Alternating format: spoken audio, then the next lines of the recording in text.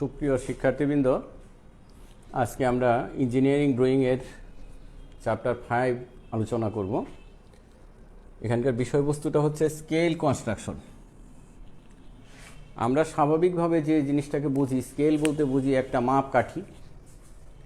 সেই মাপকাঠি দিয়ে দৈর্ঘ্য মাপা যায়, প্রস্থ মাপা যায়, উচ্চতা মাপা যায়। কিন্তু আজকে দেখব আসলে স্কেল বলতে ইঞ্জিনিয়াররা সেটাকে বুঝছে না।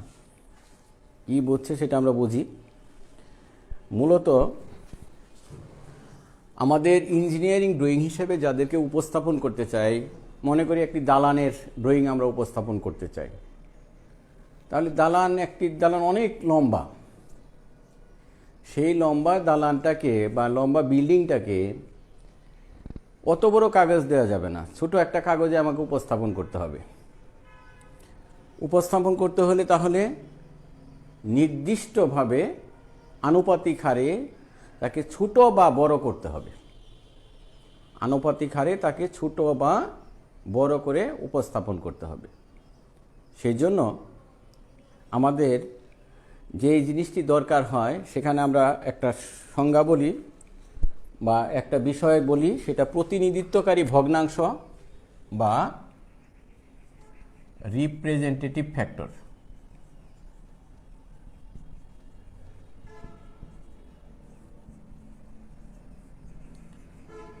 আমরা যদি খুব সহজভাবে বলি, আমরা ধরে নিই একটি বিল্ডিংয়ের দৈর্ঘ্য 100 মিটার। বিল্ডিংটির দৈর্ঘ্য হবে 100 মিটার। বাস্তবে যে কাগজটার ভিতরে আমরা অঙ্কন করব, সেই কাগজটি পাওয়া গেল যেটি আছে, তার ভিতরে হয়তো এখান থেকে এই পর্যন্ত, কাগজের শেষ পর্যন্ত জায়গা আছে 35 সেন্টিমিটার। দুই দিকে যেহেতু বাদ যাবে, তাহলে আমরা ধরে নিতে পারি তার সর্বোচ্চ যদি আমরা জায়গা পাই দাগ দেওয়ার জন্য, তাহলে এখান থেকে এই পর্যন্ত, অর্থাৎ দুই পাশেও যদি কিছু বাদ দিই, সে আমরা ধরে নিলাম সেটা 30 সেন্টিমিটার জায়গার ভিতর আমাদেরকে অঙ্কন করতে হবে। অর্থাৎ রেখার দৈর্ঘ্যটা হবে 30 সেন্টিমিটার বা 30 সেন্টিমিটার, কিন্তু বিল্ডিংয়ের দৈর্ঘ্য 100 মিটার। সেক্ষেত্রে আমরা প্রতিনিধিত্বকারী ফ্যাক্টর বা ভগ্নাংশ যেটাকে বলছি, রিপ্রেজেন্টেটিভ ফ্যাক্টর, সেটা হবে RF ইজ ইকুয়াল টু, উপরে থাকবে রেখাটার দৈর্ঘ্য, যে রেখাটা আমরা আঁকবো, প্রতিনিধিত্ব করবে যেটা, তাহলে উপরে রেখার দৈর্ঘ্য, সেক্ষেত্রে রেখার দৈর্ঘ্য, নিচে থাকবে বস্তুর প্রকৃত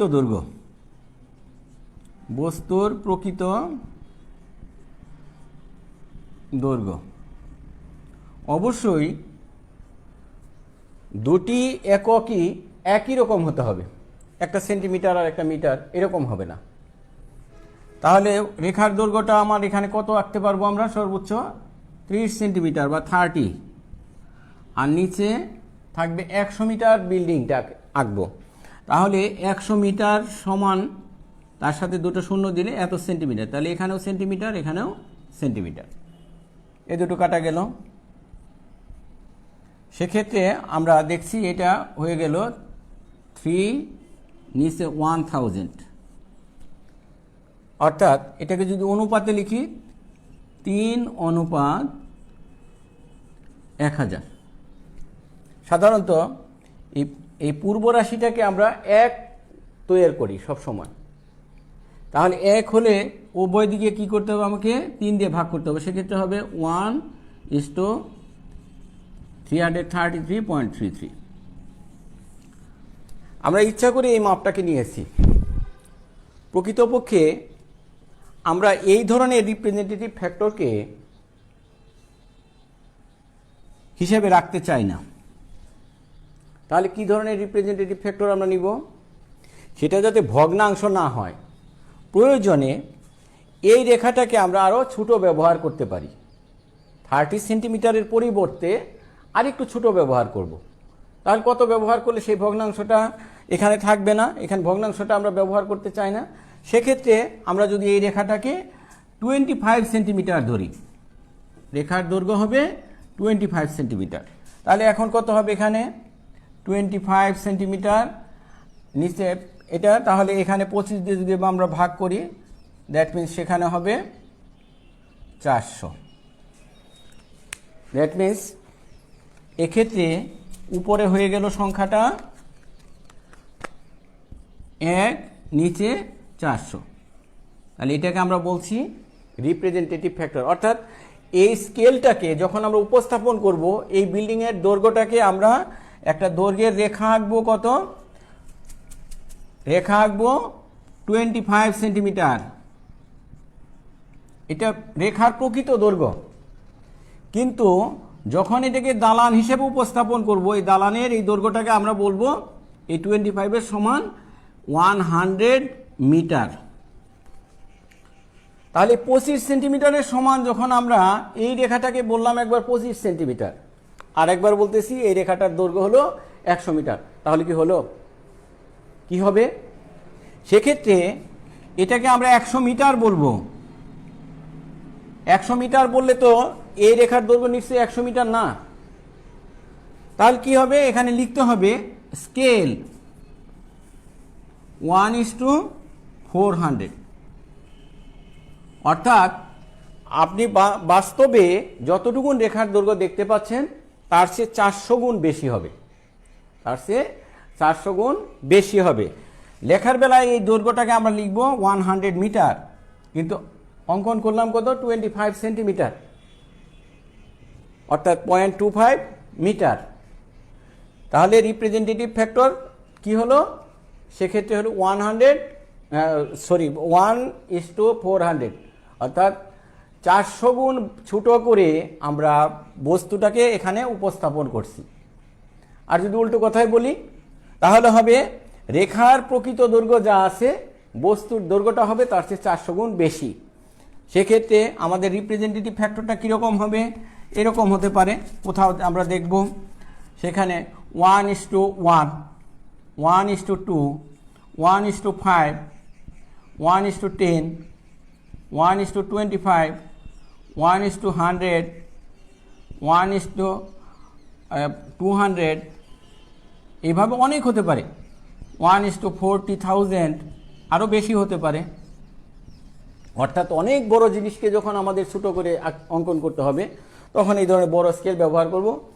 আর কোনো ক্ষেত্রে যদি কোনো বস্তুকে আমরা অঙ্কন করতে চাচ্ছি যার দৈর্ঘ্যটা ড্রয়িংয়ের দৈর্ঘ্যের সমান, অর্থাৎ এখানে যেটা 25 সেন্টিমিটার অঙ্কন করেছি, যদি আমাদের বস্তুটাও 25 সেন্টিমিটার হয়, বস্তুর প্রকৃত দৈর্ঘ্যটাও 25 সেন্টিমিটার, অঙ্কিত দৈর্ঘ্যটাও 25 সেন্টিমিটার, সেক্ষেত্রে রিপ্রেজেন্টেটিভ ফ্যাক্টরটা কত হবে?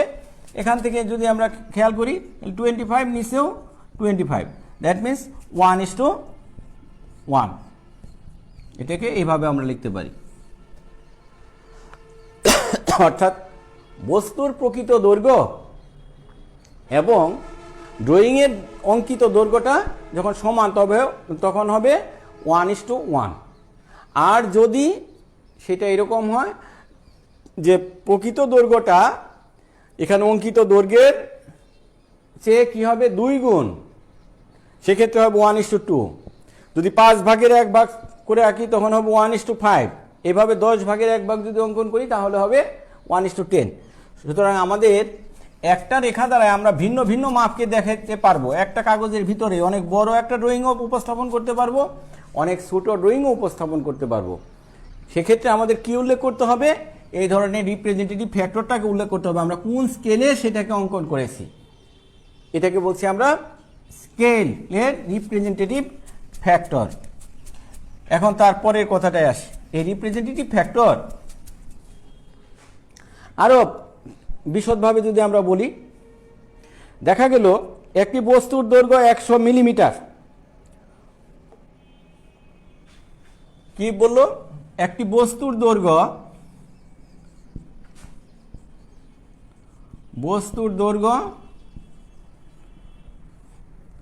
100 মিলিমিটার। আর ড্রয়িংয়ে অঙ্কিত ওই দৈর্ঘ্য সমান 10 মিলিমিটার বা 1 সেন্টিমিটার। তাহলে রিপ্রেজেন্টেটিভ ফ্যাক্টরটা কত? তাহলে এইটা ড্রয়িংয়ে অঙ্কিত দৈর্ঘ্য, অর্থাৎ ড্রয়িংয়ের দৈর্ঘ্য কোথায় যাবে? উপরে। নিচে কি যাবে? বস্তুর প্রকৃত দৈর্ঘ্য 100। দুইটাই কি ছিল? মিলিমিটার। হ্যাঁ, একই এককে নিতে হবে। তাহলে কি হবে? এটা এটা কাটা গেল, এখান থেকে এটা গেল, তাহলে 1:10, অর্থাৎ ওর রিপ্রেজেন্টেটিভ ফ্যাক্টর হচ্ছে 10। কোনো কোনো ক্ষেত্রে আমাদের এটা কিন্তু বর্গ এককেও আসতে পারে। আমরা দেখি কিভাবে আসবে একটা রিপ্রেজেন্টেটিভ ফ্যাক্টরকে। অর্থাৎ একটা মানচিত্রে দেখা গেল 3 বর্গ সেন্টিমিটার জায়গা, মানচিত্রের 3 বর্গ সেন্টিমিটার সমান পাওয়া গেল কত?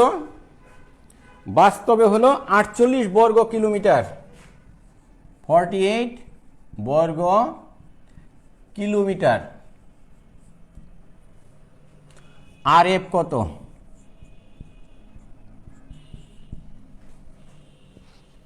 আগে তো শুধু দৈর্ঘ্য ছিল, এখন বর্গ এককে চলে আসছে। এটাও একইভাবে হবে। আমরা যদি একটু ছোট করে নেই,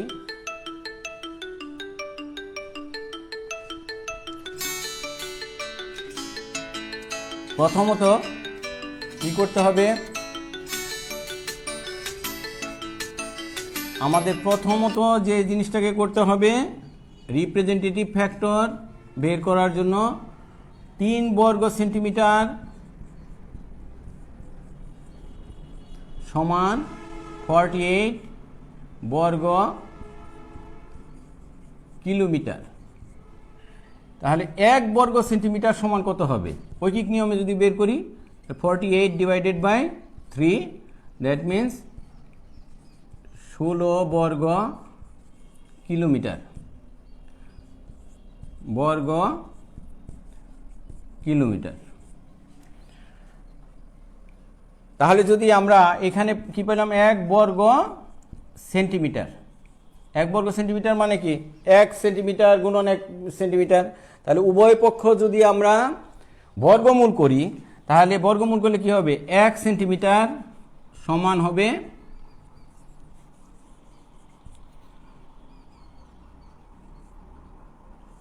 16 বর্গমূল এত বর্গ কিলোমিটার। অর্থাৎ 1 সেন্টিমিটার সমান কত হলো?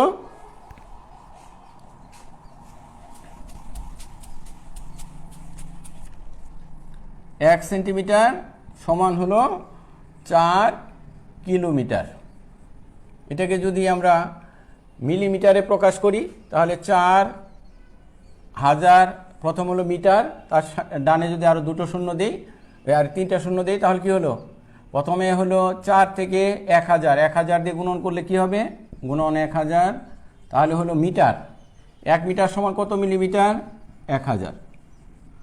তাহলে সেটা হবে 4-এর ডানে 1 2 3 4 5 6 এত মিলিমিটার। অর্থাৎ রিপ্রেজেন্টেটিভ, এখানে 1 সেন্টিমিটার নিয়েছি, তাহলে এখানে 100 হবে। তাহলে এটা হবে একটা শূন্য কম দিয়ে এত সেন্টিমিটার।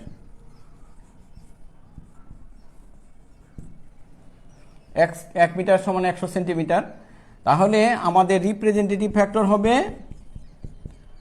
1 সেন্টিমিটার, নিচে 4, 1 2 3 4 5, অর্থাৎ 1:,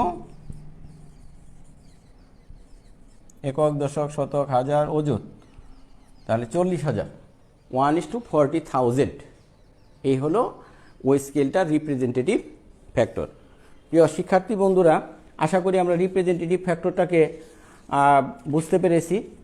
স্কেলের শ্রেণীবিভাগ, আমরা যদি স্কেলকে শ্রেণীবিভাগ করি, আমরা বিভিন্ন ধরনের স্কেল দেখব। এর মধ্যে প্রথম যেটা আছে সেটা সরল বা প্লেন স্কেল। প্লেন স্কেল বাংলায় বলছি সরল স্কেল। এটা কি? এটা আমরা যে ফুট রুলারটা ইউজ করি এর মধ্যে দেখা গেল যা মাপ দেয়া আছে, এখানে লেখা আছে 1 সেন্টিমিটার, এখানে 2 সেন্টিমিটার, এখানে 3 সেন্টিমিটার, 4 সেন্টিমিটার, 5 সেন্টিমিটার, 6, 7, 8, 9 অ্যান্ড 10 এরকম আছে। তাহলে এইটার বস্তুর যে সরাসরি যে দৈর্ঘ্যটা সেটা নির্দেশ করতেছে। এই ধরনের স্কেলকে আমরা বলতেছি প্লেন স্কেল। এখানে এইটা 1 মিটার হতে পারে, 2 মিটার হতে পারে, 3 মিটার, 4 মিটার, যে কোনো সংখ্যা হতে পারে, ইঞ্চি হতে পারে, ফুটে হতে পারে। অর্থাৎ এই স্কেলগুলোকে স্বাভাবিকভাবে শুধুমাত্র এরকম আমরা দেখব যে বাজার থেকে যে স্কেলগুলো কিনি তার মধ্যে দেখা যাবে যে ভাগ করা আছে, এরকম রুলার যেগুলো কিনি তার মধ্যে এরকম ভাগ করা আছে। তাহলে এটাকে বলছি আমরা প্লেন স্কেল। এই প্লেন স্কেলে যদি আমরা একটা খেয়াল করি, সে আমাদের এখানে 1 সেন্টিমিটার, এটাকে আরও 10টা ভাগে যদি ভাগ করা হয়, এটাকে যদি একটু বড় করে দেখি তাহলে এই 1 সেন্টিমিটার ভাগটাকে বড় করে দেখতেছি, তাহলে এরকম হবে 1, 2, 3, 4, 5, 6, 7, 8, 9, 10। অর্থাৎ এখান থেকে এটা যদি 1 সেন্টিমিটার হয় তাহলে এই প্রত্যেকটা ভাগের পরিমাণ হবে কত? 1 মিলিমিটার। প্রত্যেকটা ভাগ হবে এই 1 সেন্টিমিটারে 10 ভাগের 1 ভাগ সমান 1 মিলিমিটার। এখন যদি আমাকে কোনো কারণে বলা হয় না 1 মিলিমিটার আরও অর্ধেক মিলিমিটার নাও, সেই পরিমাপটা আমরা দেখতে চাই, তাহলে কি করতে হবে? আমাকে এখান থেকে এক ঘর আর পরের ঘরের অর্ধেক নিতে হবে। বেশ ভালো। কিন্তু যদি বলে 1.6 নাও, 1.6 মিলিমিটার, তাহলে তো অর্ধেকটা অনুমান করতেই হবে। ওই 0.1 জন্য কতটুকুন করতে হবে? আবার একটা ছিল 1.5 হলে তো আমরা সরাসরি অর্ধেক করতে পারলাম। এই ছোট্ট ঘরটাকে 1 মিলিমিটার তো অনেক ছোটো, সেটাকে ভাগ করতে পারলাম। কিন্তু তারপরে যে আর 0.1 সেটার জন্য যে অংশটা নিব সেটা কি আমরা বিদ্যুৎ দ্বারা বসাইতে পারবো? মাপ সঠিকভাবে গ্রহণ করতে পারবো? সম্ভব হবে না। কারণ কি? আমরা যদি সেখানে দেখা গেল কলম দিয়ে বা পেন্সিল দিয়ে যদি দাগ দিই, ওর মধ্যেই 2-1 মিলিমিটার চলে যাচ্ছে, তাহলে মেজারমেন্টটা গ্রহণ করা সম্ভব হবে না। তখন আমরা যে স্কেলটার সাহায্য নেই সেটা হচ্ছে ডায়াগোনাল স্কেল বা কর্ণ বা diagonal scale. Diagonal scale. Diagonal স্কেলটা কীরকম? বা কর্ণ বা কর্ণ স্কেলও বলে, এটাকে বাংলায় লেখা আছে কর্ণ স্কেল। আমরা বুঝি জিনিসটা কীরকম। মূলত আমরা যে রুলারটা ইউজ করি আমাদের ইনস্ট্রুমেন্ট বক্সের ভিতরে থাকে, জ্যামিতি বক্সের ভিতরে থাকে, তার মধ্যে যদি আমরা উল্টো পিঠে দেখি অনেকগুলোর ভিতরে এরকম দাগ কাটা থাকে। একটু খেয়াল করলে দেখবে, সুপ্রিয় শিক্ষার্থীবৃন্দ একটু খেয়াল করো, তোমাদের যে স্কেলগুলো আছে তার ভিতরে এরকম ভাগ করা আছে।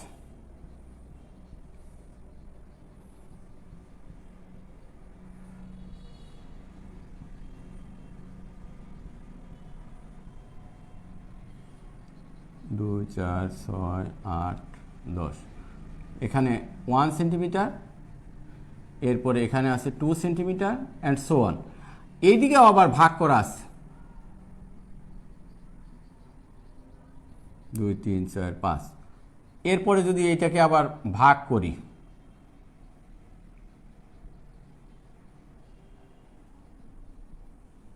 এর মাঝখানেও আরেকটা করে ভাগ হবে।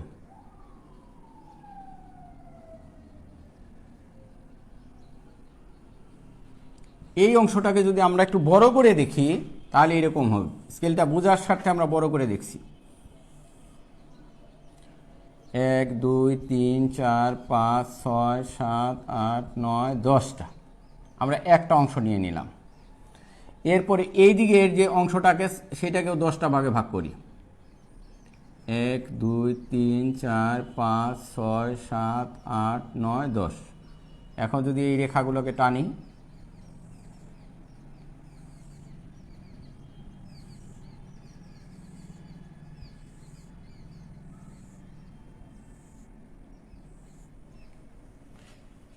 খেয়াল করলে দেখবে তোমরা এখান থেকে প্রতিটা ঘরকে এখানকার নিচের ধাপে শেষ ধাপ আর এই উপরের যে স্থানে গেছে এই পর্যন্ত যোগ করা আছে কোনাকুনিভাবে।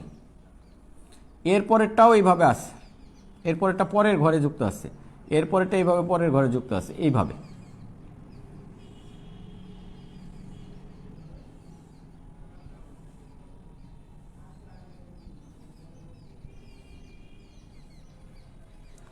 কোনাকুনি ভাগ করা আছে। অর্থাৎ এখানে যদি এটা 1 থেকে 10 হয়, এই মাথাটা 9 থেকে শুরু হয়েছে, অর্থাৎ 9 আর এখানে 10, এখানে 8, 9, 7, 8, এইভাবে এক ঘর কোনাকুনি করা হয়েছে। এই ধরনের স্কেলকে বলছি আমরা ডায়াগোনাল স্কেল। ডায়াগোনাল স্কেলে কি লাভ পাবো আমরা একটু বুঝি।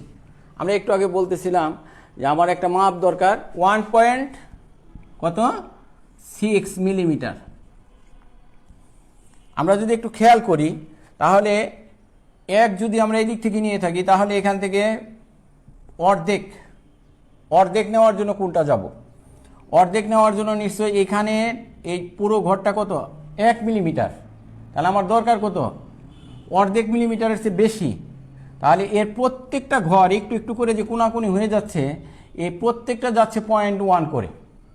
অর্থাৎ প্রতি ঘর বাঁকা হয়ে যাচ্ছে কতটুকুন? 0.1 মিলিমিটার।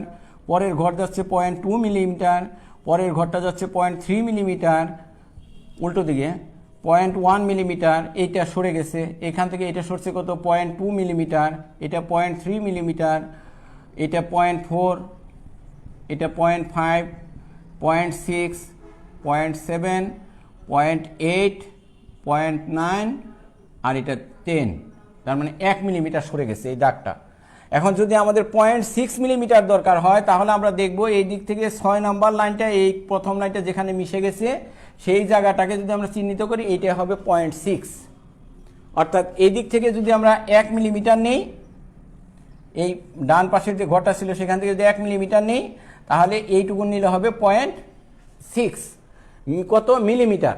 অর্থাৎ একটা মিলিমিটারের সেইটাকেও আমরা কি করতে পারতেছি? 10 ভাগে ভাগ করে তার সঠিক মাপটাকে গ্রহণ করতে পারতেছি। এখন সে আমাদের এরকম দরকার 0.92 দরকার মিলিমিটার। কিভাবে নিতে পারবো আমরা? আমরা যদি এখানে আসি, আমরা একটু খেয়াল করে দেব, এই পর্যন্ত আসলে কত হবে? এটা হলো একটা মিলিমিটার, সেটাকে বলতে পারবো কত? 0.9 মিলিমিটার। তাহলে কতটুকুন হবে? প্রথম ঘরটাকে কত নিতে হবে?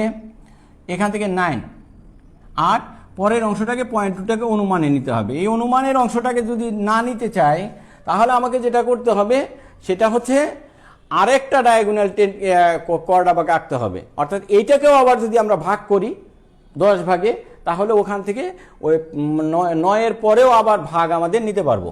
আর যদি তা না হয় তাহলে আমাদের কি নিতে হবে? এখান থেকে সর্বোচ্চ কতটুকু নেওয়া যাবে? 0.1 মিলিমিটার পর্যন্ত আমাদের সরাসরি পাঠ নেওয়া সম্ভব হবে। আগে কত মিলিমিটার সম্ভব ছিল? আগে সম্ভব ছিল হলো 1 মিলিমিটার পর্যন্ত সরাসরি পাঠ করতে পারতাম আমরা এখান থেকে। তাহলে শুধু এই স্কেলটাকে ব্যবহার করার ফলে আমরা যদি একটু 10 ভাগ করছি তাহলে 10 ভাগ হওয়ার ফলে আমরা কি করতে পারলাম? এটাকে এর 10 ভাগের 1 ভাগ, অর্থাৎ এর চেয়ে 10 গুণ সূক্ষ্মভাবে আমরা পরিমাপ গ্রহণ করতে পারতেছি। এই হলো ডায়াগোনাল ডায়াগোনাল স্কেল। সুপ্রিয় শিক্ষার্থীবৃন্দ, আশা করি তোমরা এই জিনিসটাকে অনুধাবন করতে পেরেছ।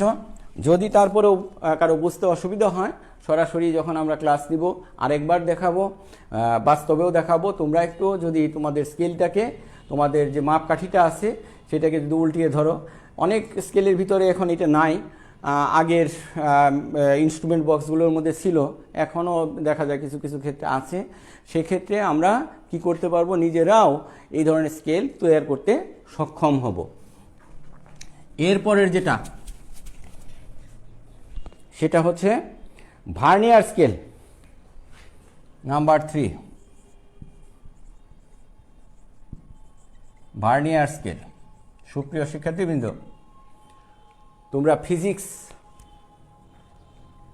এর ব্যবহারিক করেছ, পদার্থবিজ্ঞান। সেখানে আমাদের দেখা গেছে সরাসরি কোনো দৈর্ঘ্যের যখন ভগ্নাংশ নিতে হয়, ভগ্নাংশের পরিমাপ নিতে হয়, তখন আমরা এক ধরনের স্কেল ব্যবহার করেছি। একটাকে বলেছি প্রধান স্কেল, আরেকটাকে বলেছি ভার্নিয়ার স্কেল। সেখানে বিষয়টা কি? বিষয়টা ডায়াগোনাল স্কেলের মতোই, তবে অন্যভাবে, এইভাবে না। কী রকম? আমাদের দুটো স্কেল থাকে পাশাপাশি, একটাকে বলি হলো আমরা প্রধান স্কেল, এটা স্লাইড ক্যালিপার্সের ক্ষেত্রে দেখা যায় পাশাপাশি লাগানোই থাকে। এই প্রধান স্কেলে যতগুলো ভাগ থাকবে একটা অংশকে, সে এখানে 1 2 3 4 5 6 7 8 9 10টা ভাগ আছে। তাহলে এই প্রত্যেকটা ভাগ কত?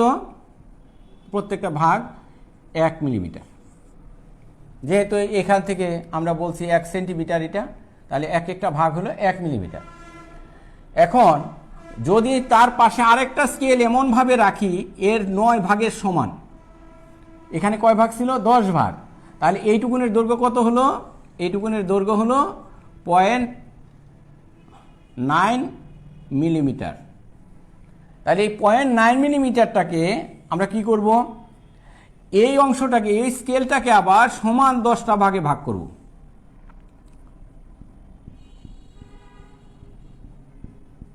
এই স্কেলটাকে কত ভাগে ভাগ করব? এখানে যতটা ভাগ আছে ততটা ভাগ, কিন্তু এখানকার যে ভাগ সংখ্যাটা আছে এর একটা অংশ কম নিয়ে তাকে ভাগ করব। তাহলে এই স্কেলটাকে বলা হবে সাহায্যকারী স্কেল, এটাকে বলা হয় ভার্নিয়ার স্কেল। তাহলে এর মধ্যে আমরা কি করতে পারবো? এর দেখা যাবে যখন আমরা প্রধান স্কেলের সাথে সরাসরি কোনো অংশকে মিলাতে পারতেছি না একটা পরিমাপ নিতে গিয়ে, তখন দেখা যায় ভার্নিয়ার স্কেলটাকে আমরা করতেছি কোনটার সাথে বেশি মিলে। সেই পার্টটা তোমাদের স্লাইড ক্যালিপার্স পার্ট নেওয়ার সময় দেখিয়েছে, অর্থাৎ প্রধান স্কেলের কোনটার সাথে ভার্নিয়ার স্কেলের কোন পার্টটা বেশি মিলে সেটাকে বলছি হলো ভার্নিয়ার স্কেল পার্ট। আর প্রধান স্কেলের পার্ট তো প্রধান স্কেল থেকে নিয়েছি, কতটুকুন গেল। তাহলে এই দুইটাকে হিসাব করে তখন আমরা কি করি? ওই রেখার প্রকৃত দৈর্ঘ্যটাকে বের করি। এটা হলো ভার্নিয়ার স্কেল। আরেকটা হলো কম্পারেটিভ স্কেল, একটার সাথে আরেকটার তুলনা করা। Number 4, comparative scale. একটা স্কেলের সাথে যখন আরেকটা স্কেলকে তুলনা করতে হয় সেটাকে বলছি আমরা কম্পারেটিভ স্কেল। আর একটা হলো কর্ড স্কেল। 4-এর পর আমরা লিখছি নাম্বার 5, এটা অত্যন্ত গুরুত্বপূর্ণ, কর্ড স্কেল। আমরা কোনো কোণ অঙ্কন করার জন্য যে জিনিসটাকে ব্যবহার করি সেই জিনিসটাকে মনে আছে তো? এই ধরনের একটা জিনিস আছে আমাদের কাছে, এটাকে কি বলি আমরা? প্রটেক্টর বা চাঁদা। প্রথম ক্লাসে আমরা দেখিয়েছি।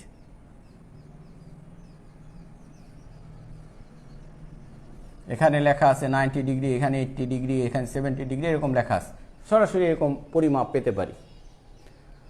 আমাদের যদি এটা না থাকে তাহলে আমরা সেক্ষেত্রে কিভাবে যে কোনো কৌণিক মাপ গ্রহণ করব বা কোনো একটা কোণকে অঙ্কন করব, সেটার জন্য যে স্কেলটা ব্যবহার করা হয় সেটাকে আমরা বলছি কর্ড স্কেল। এটা তৈরি করাটা আমরা কাগজের মধ্যে তৈরি করে ফেলতে পারি। কিভাবে? আমরা যদি দেখি, এখান থেকে একটা রেখা আছে, এটাকে সমান 10টা ভাগে ভাগ করলাম। 1 2 3 4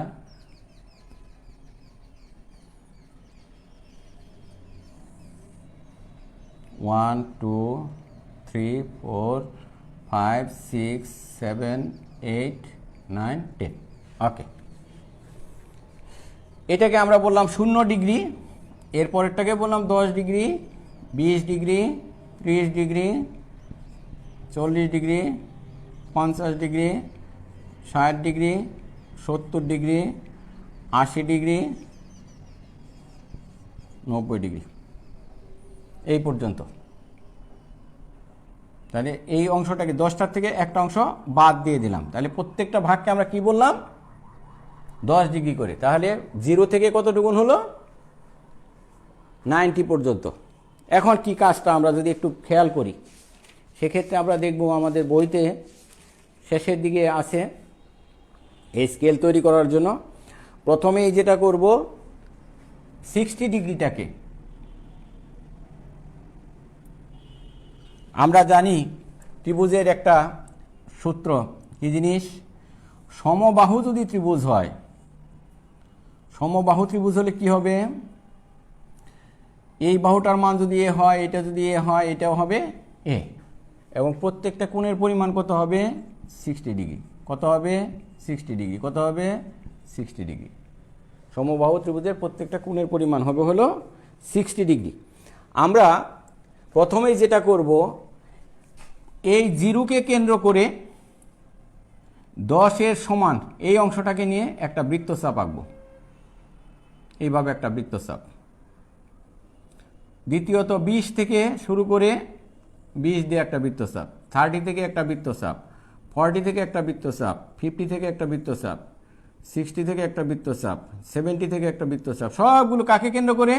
প্রথমটা 0 থেকে 10, 0 থেকে 20 নিয়ে, 0 থেকে 30, 0 থেকে 40, 50, 60, 70, 80, এইভাবে 90, এইভাবে একটা কয়েকটা বৃত্তচাপ আমরা অঙ্কন করলাম। এখন 60 যেটা, সেখানে আসি। এখানে কেন্দ্র করে 0 থেকে 60 সমান ব্যাসার্ধ নিয়ে এখান থেকে একটা বৃত্তচাপ আঁকবো। সবচেয়ে মজার ব্যাপার হলো, আমাদের যেটা হবে, এই 60 থেকে আঁকলে এখান থেকে এটা কোথায় যাবে? এই 90-এর সাথে একটা জায়গায় যে ক্রস করবে। মজার বিষয়টা হলো, এখন আমাদের যে স্কেলটা তৈরি হয়েছে, এই স্কেলটার নামই হলো কর্ড স্কেল। কর্ড মানে কি? কর্ড মানে চাপ, জ্যা, জ্যা জ্যা, বৃত্তের জ্যা, এই অংশটাকে যদি বলি, এটাকে বলি হলো আমরা কর্ড। বৃত্তের পরিধিস্থ যে কোনো দুইটা বিন্দুকে যদি যোগ করি, তাহলে এটাকে বলি হলো আমরা জ্যা, বা এটাকে বলি কর্ড। এখন সুবিধা হলো, আমাদের যত ডিগ্রি কোণ আঁকতে বলবে কোথাও, এটাকে আমরা ইউজ করতে পারবো। কীরকম? সে আমাকে বলল আমার একটা কোণ অঙ্কন করতে হবে, সেটা কত ডিগ্রি? 60 ডিগ্রি। তাহলে খুব সহজ, এটাকে ধরবো, স্কেল এখান থেকে এখানে একটা রেখা আঁকবো, আর এখান থেকে 60 বরাবর এটাকে যোগ করে দেব। তাহলে কি হবে? এই যে কোণটা হবে এখানকার, এইটার পরিমাণ হবে 60 ডিগ্রি। যদি আমরা 30 ডিগ্রি আঁকতে চাই, তাহলে 30টা যেখানে সেট করছে, এখান থেকে ধরবো, এখানে ধরবো, এই পর্যন্ত রেখাটাকে যোগ করে দেব, এটা হবে 30 ডিগ্রি। তাহলে যদি এটাকে আমরা ভাগ করতে পারি, সে আমাদের 49 ডিগ্রি লাগবে। তাহলে এটাকে আমরা যদি 10টা ভাগে ভাগ করি, এখানে অর্ধেক করলে কত হবে? 45। তারপরে যদি এটাকে 5টা ভাগে ভাগ করি, তাহলে এই বরাবর যদি আমরা যোগ করি, তাহলে কত ডিগ্রি হবে? সেটা হবে 49 ডিগ্রি। তাহলে যে কোনো কৌণিক পরিমাপ আমরা এই স্কেল দিয়ে করতে পারবো। শিক্ষার্থীবৃন্দ, নিশ্চয়ই একটি নতুন জিনিস তোমাদের কাছে। অর্থাৎ এই স্কেলটাকে আমরা বলতেছি কর্ড স্কেল। এই কর্ড স্কেলের সাহায্যে আমরা যে কোনো কৌণিক মাপ 0 থেকে 90 ডিগ্রি পর্যন্ত এটাকে দিয়ে তৈরি করেই আমরা সাথে সাথে সেই পরিমাপটাকে বেরও করতে পারবো, অথবা কৌণিক মাপটাও নিতে পারবো। এটাকে বসিয়ে যদি কোনো রেখা থাকে, এইরকম কোনো কৌণিক দেওয়া আছে, সেই কোণটাকে পরিমাপ করতে হবে, কোনো সমস্যা নেই। আমরা যদি এটাকে এখানে থাকে, এটাকে নিয়ে যদি বসিয়ে দিই, তাহলে দেখবো কোণটার সাথে সেটা মিলে গেছে, তাহলে সেটা কৌণিক পরিমাপ। অর্থাৎ আমরা একটা নিজেরা চাঁদা তৈরি করে ফেললাম, সেটা দিয়ে সম্ভব। এখন সবচেয়ে মজার ব্যাপার, এটা কিভাবে সম্ভব হয়েছে একটু যদি আমরা খেয়াল করি। এই চাপটাকে এঁকেছি কত ডিগ্রি অ্যাঙ্গেলে? 60 ডিগ্রি সমানে। তার মানে হলো এই কোণটাকে কত বলছি? এই বাহু যেখান থেকে নিই না কেন, যোগ করি না কেন, এই বাহু আর এই বাহু কত হবে? সমান হবে। সমান হলে এটা কীরকম হবে? সমদ্বিবাহু ত্রিভুজ হবে। তো সমদ্বিবাহু ত্রিভুজের ক্ষেত্রে কি নিয়মটা? দুইটা বাহু যদি সমান হয়, এরকম যদি বৃত্তের চাপ দ্বারা হয়, তাহলে এই বাহু এইটাকে যদি যোগ করি, তাহলে এই কোণ আর এই কোণ অবশ্যই কী হবে? এই বাহু আর এই বাহু যেহেতু সমান, এই কোণ আর এই কোণও সমান হবে, এই কোণও সবসময় সমান হবে। এইটাই হলো এর বাড়তি সুবিধা। সুতরাং এটাকে যদি মনে করো আমরা এখান থেকে আমরা এখানে 10 ডিগ্রিটাকে যোগ করলাম, তাহলে এই কোণটা হবে 10 ডিগ্রি। তাহলে এই কোণের পরিমাপটা কত হবে? এটাকে যোগ করলে সেক্ষেত্রে এটা যদি 10 হয়, তাহলে 3 কোণের সমষ্টি কত? 180 ডিগ্রি। এখান থেকে 10 যদি আমরা বাদ দিই তাহলে 170 ডিগ্রি। তাহলে 170-এর অর্ধেক, অর্থাৎ এটা হবে 85 ডিগ্রি, এটা হবে 85 ডিগ্রি।